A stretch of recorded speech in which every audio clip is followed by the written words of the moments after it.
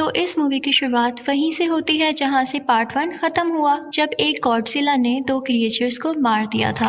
अब इस वाक़ये को 5 साल गुजर चुके थे और हम एक औरत एमा को देखते हैं जिसकी एक बेटी होती है और वो इसी ऑर्गेनाइजेशन के साथ काम कर रही, जिसका मकसद उन्हें क्रिएचर्स को ढूंढना था और इनका घर जंगल के बीचों बीच था कि एक दिन अचानक इनके घर के पास एक धमाका होता है और ये दोनों माँ बेटी डरते डरते ऑर्गेनाइजेशन की तरफ चले जाते हैं, जहाँ ये देखती हैं कि एक क्रिएचर ने इस दुनिया में कदम रखा है, यानी वो अभी अभी पैदा हुई है। जैसे ही वो अपने आसपास इतने सारे लोगों को देखती है तो वो घबरा जाती है और उन पर अटैक करने लगती है। अब एमा के पास एक ऐसी डिवाइस थी जिससे उस क्रिएचर का गुस्सा ठंडा हो सकता था। इनफैक्ट वो डिवाइस उस क्रिएचर के आसपास की फ्रिक्वेंसी को कम कर देती थी। एमा वो डिवाइस उसके पास करती है तो वह सुकून में आ जाती है। वो सब इस कामयाबी पर काफी खुश थे, लेकिन तभी वहाँ पर एक आदमी एलन आता है। वो इस डिवाइस को हासिल करना चाहता था, इसलिए वो एमा और उसकी बेटी को वहाँ से लेकर चला जाता है। उसे लगता था कि इंसानों ने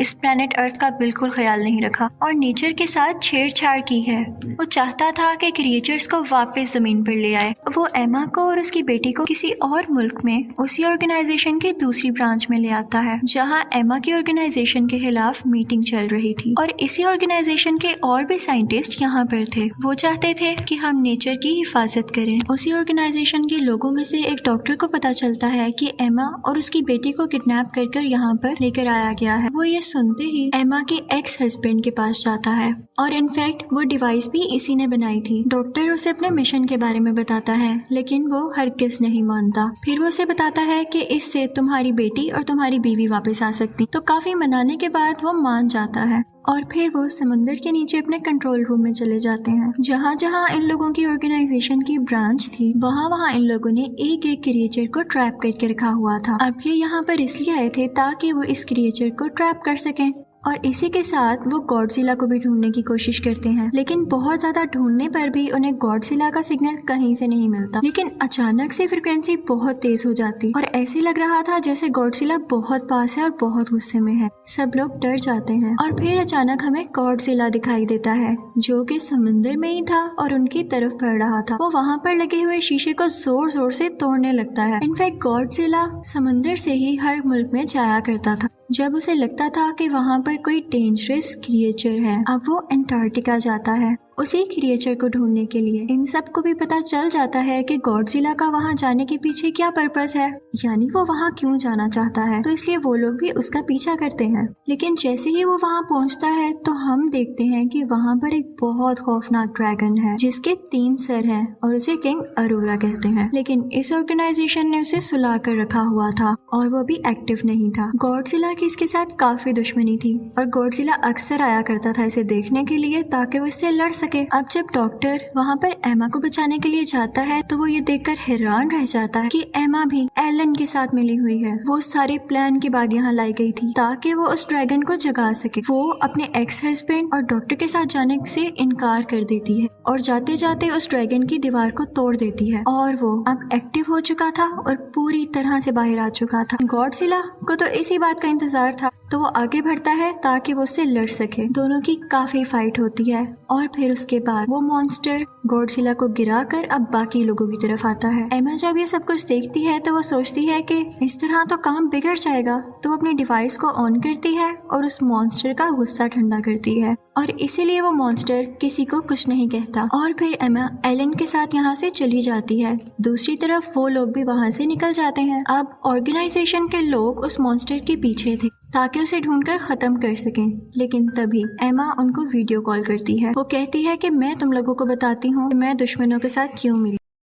तुम लोग इस काबिल थे कि तुम्हारे साथ रहा जाता। तुम तो क्रिएचर्स को और इवन नेचर को नुकसान पहुंचाते हो और मैं एक एक करके सब क्रिएचर्स को आजाद कर दूंगी। तुम लोगों ने जमीन के साथ बहुत बुरा किया है, लेकिन यही क्रिएचर्स अब हमारी मदद कर सकते हैं क्योंकि इनकी बॉडी में रेडिएशंस हैं, यानी शुआएं हैं। तो जहाँ जहाँ ये लोग जाएंगे अपनी रेडिएशन से ये जमीन को वापस ठीक कर सकेंगे। ऑर्गेनाइजेशन के लोग उससे कहते हैं लेकिन ये क्रिएचर्स तो इंसानों को मारना चाहते हैं, तो तुम कैसे इनको अपना साथी समझती हो। तो वो कहती है कि तुम्हारी सोच गलत है। हम सदियों से एक साथ रहते आ रहे थे, सब कुछ बैलेंस में था। हम इन्हें कुछ नहीं कहते थे तो ये भी हमें कुछ नहीं कहते थे। हम इनका ख्याल रखते थे, लेकिन अब तुम लोगों ने इसके साथ बुरा करना शुरू किया तो क्या ये तुम लोगों के सामने अच्छे बन के बैठे रहें और अपनी हिफाजत ना करें? वो कहती है कि मैं इनको आजाद करके ही छोड़ूंगी और इसी के साथ वो कॉल बंद कर देती है। अब जैसा कि एमा ने कहा था वो बाकी क्रिएचर्स को भी आजाद करेगी तो वो अपने मिशन पर निकल जाती है। सब लोग काफी परेशान थे कि अगर ये इसी तरह करती रही तो हमारे लिए बहुत मुश्किल हो जाएगी। एमा आगे बढ़कर एक और क्रिएचर को आजाद कर देती है जो कि वोल्केनो में से निकलता है और वो वोल्केनो ऐसी जगह पर था जहाँ पर आसपास लोग भी थे,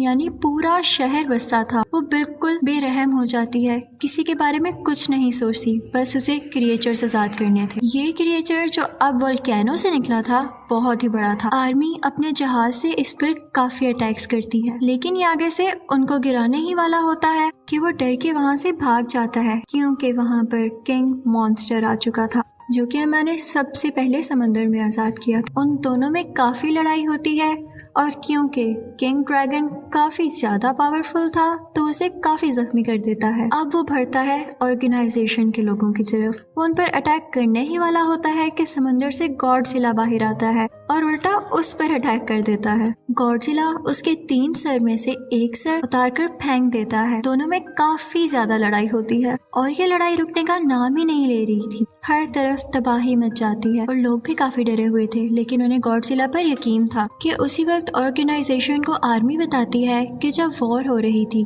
तो हम लोगों ने एक मिसाइल बनाया था और उस मिसाइल का काम ये था कि 2 माइल तक आसपास जितनी भी चीजें, जितने भी लोग होंगे वो उसको ब्लास्ट कर देगा और हम वही मिसाइल शूट करने वाले हैं ताकि ये क्रिएचर मारा जा सके और इसी के साथ हमें गॉडजिला को मारना भी मजबूरी है। वो उनसे कहते हैं कि तुम लोग यहाँ से दूर चले जाओ और वो वहाँ से काफी दूर चले जाते हैं। अब आर्मी समुद्र में वो मिसाइल फेंक देती है और बहुत बड़ा ब्लास्ट हो जाता है। इसमें गॉडजिला काफी जख्मी हो जाता है और दूर जाकर गिरता है, लेकिन हम देखते हैं कि मॉन्स्टर यानी उस ड्रैगन को कुछ भी नहीं हुआ, बल्कि इन लोगों ने तो उसकी मदद की थी गॉडजिला को मारकर। और उसके बाद वो वोल्केनो पर जाकर बैठ जाता है, जिसके बाद वो अपना सर दोबारा से ग्रो कर लेता है और इसी के साथ वो सिग्नल्स देता है जिसकी वजह से दुनिया में मौजूद सब के सब क्रिएचर्स जाग जाती हैं। अब ऑर्गेनाइजेशन वाले काफी परेशान थे क्योंकि इस किंग मॉन्स्टर यानी ड्रैगन को इतने बड़े मिसाइल से भी कुछ नहीं हुआ था, तो इसका ये मतलब था कि ये बहुत पावरफुल था और इसे कैसे हराना है वो रिसर्च करने लगते हैं। तो उन्हें पता चलता है कि ये जमीन का क्रिएचर तो है ही नहीं, बल्कि ये एलियन है जो कि दूसरी दुनिया से आया है और इसीलिए गॉडजिला इसको मारना चाहता था क्योंकि गॉडजिला ऑलरेडी से यहाँ का किंग था और वो नहीं चाहता था कि कोई और उसकी जगह ले। अब बाकी क्रिएचर्स भी आने लगे थे और इसी के साथ वो क्रिएचर भी आ जाती है जो हमें मूवी के स्टार्ट में दिखाई गई थी, जो कि उसी ऑर्गेनाइजेशन में पैदा हुई थी। इस मूवी में हमें ये दिखाया गया है कि वो गॉडजिला की पार्टनर यानी साथी होती है। उसे गॉडजिला के सिग्नल्स कहीं नहीं मिलते तो वो उसके लिए एक सॉन्ग गाने लगती है। तो तभी से ऑर्गेनाइजेशन वाले भी देखते हैं कि उन्हें गॉडजिला के सिग्नल्स मिलने लगे थे, जिनसे उन्हें पता चलता है कि वो अभी भी जिंदा है और वो उस जगह चली जाती है जहाँ पर गॉडजिला था और ये लोग भी उसका पीछा करते करते समंदर के नीचे चले जाते हैं। समुंदर की बहुत गहराई में आकर ये देखते हैं कि दीवार पर तरह तरह की पेंटिंग्स हुई है, जिनसे पता चलता है कि ये क्रिएचर्स गॉडजिला और इंसान सदियों से एक साथ रहते आ रहे थे। ये जगह गॉडजिला की हुआ करती थी और मिसाइल के बाद जब ये जख्मी हो गया था तो ये यहाँ पे खुद को ठीक करने आया था और इस जगह पर काफी ज्यादा रेडिएशन थी और इसीलिए वो यहाँ आया था क्योंकि रेडिएशन इनकी बॉडी को यानी जख्मी हिस्सों को ठीक करती थी। तो डॉक्टर एक आइडिया देता है कि क्यों ना यहाँ पर एक न्यूक्लियर ब्लास्ट किया जाए और उसकी रेडिएशन से इसको और जल्दी एनर्जी मिल सकेगी। फिर डॉक्टर कुछ न्यूक्लियर कैप्सूल्स लेकर गॉडजिला के पास जाते हैं और इतनी देर में इनकी बाकी की टीम वहाँ से दूर निकल जाती है ताकि ब्लास्ट से उनको कुछ ना। और डॉक्टर आखिरी बार गॉडजिला की बॉडी पर हाथ रखते हुए कहता है गुड बाय और इसी के साथ बहुत बड़ा ब्लास्ट होता है और समंदर के नीचे हर चीज तबाह हो जाती है। इससे गॉडजिला को बहुत ज्यादा एनर्जी मिल चुकी थी और इसी के साथ एमा की बेटी वो डिवाइस उठाकर माइक पर लगा देती और उसकी फ्रिक्वेंसी हाई कर देती है ताकि आसपास जितने भी क्रिएचर्स हैं वो इसको महसूस करके सुकून में आ जाएं। लेकिन किंग मॉन्स्टर यानी ड्रैगन इस बात को फील कर लेता है कि किसी इंसान का ही काम है और फिर वो उस लड़की के पीछे जाता है ताकि उसे मार सके। लेकिन गॉडजिला फौरन से वहां पर आ जाता है और ये लोग भी मुसलसल गॉडजिला की हेल्प कर रहे थे ताकि ये किंग मॉन्स्टर को हरा दे। लेकिन अभी भी गॉडजिला इतना पावरफुल नहीं हो सका रहा था कि वो उसको हरा सके। और किंग मॉन्स्टर गॉडजिला को मारने ही वाला होता है कि पीछे से गॉडजिला की पार्टनर यानी वही क्रिएचर आ जाती है और किंग मॉन्स्टर पर हमला कर देती है। लेकिन एक और क्रिएचर आ जाता है और उसे रोक देता है। अब यहाँ इन दोनों की भी फाइट हो जाती है और गॉडजिला की पार्टनर क्रिएचर उसको मार डालती है और फिर वो आती है गॉडजिला की तरफ। अब लकीली आसपास की रेडिएशन से गॉडजिला का एनर्जी लेवल काफी ज्यादा होता जा रहा था, लेकिन वो जख्मी था तो वो उसको हरा नहीं पा रहा था। अब यहाँ पर गॉडजिला की पार्टनर क्रिएचर अपनी जान की कुर्बानी देती है और खुद को ब्लास्ट कर लेती है। उसकी बॉडी से जितनी भी एनर्जी और रेडिएशंस निकलती है वो गॉडजिला के अंदर जाने लगती हैं, जिससे उसके जख्म ठीक होने लगते हैं और एक बार वो फिर से पावरफुल क्रिएचर बन के खड़ा हो जाता है। अब हमें दिखाया जाता है कि एमा अपनी बेटी के साथ है और उसका एक्स हस्बैंड भी उसके पास आ गया है। अब एमा अपनी डिवाइस निकालती है ताकि दूसरी क्रिएचर का गुस्सा ठंडा कर सके, लेकिन वो उसके पीछे भागने लगती है। ऑर्गेनाइजेशन के लोग और आर्मी के लोग भी वहाँ से जा चुके थे और किंग मॉन्स्टर अब मारने ही वाला था एमा को। गॉडजिला उससे फाइट करने लगता है, लेकिन किंग मॉन्स्टर उस पर आग उगलने लगता है। गॉडजिला जानता था कि उसका एनर्जी लेवल पूरा है और वो आसानी से अब उसको हरा सकता है और फिर फाइनली वो उसे हिट कर कर मार गिराता है और हर तरफ अब सुकून हो चुका था। और फिर हमें दिखाया जाता है कि सब क्रिएचर्स गॉडजिला के सामने आते हैं और झुकते हैं क्योंकि फाइनली वो अब यहाँ का किंग था। और इसी के साथ मूवी एंड हो जाती है। Thank you for watching.